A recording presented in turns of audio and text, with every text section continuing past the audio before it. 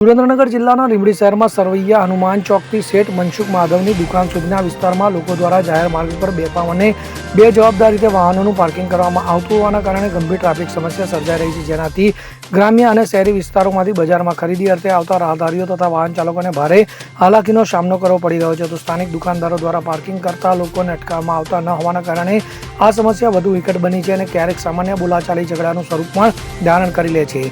આ સ્થિતિ વચ્ચે સ્થાનિક નાગરિકો દ્વારા તંત્ર સમક્ષ ઉગ્ર માંગ કરવામાં આવી રહી છે કે આ માર્ગ પર ટ્રાફિક નિયંત્રણ માટે કડક કાર્યવાહી કરવામાં આવે, જેથી રોજબરોજની આ ટ્રાફિક સમસ્યામાંથી કાયમી છુટકારો મળી શકે.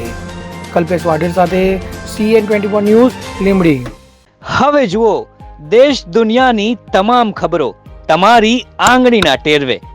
ઉઠાવો મોબાઈલ અને Google Play Store પરથી ડાઉનલોડ કરો અમારી CN24 ન્યૂઝ મોબાઈલ એપ.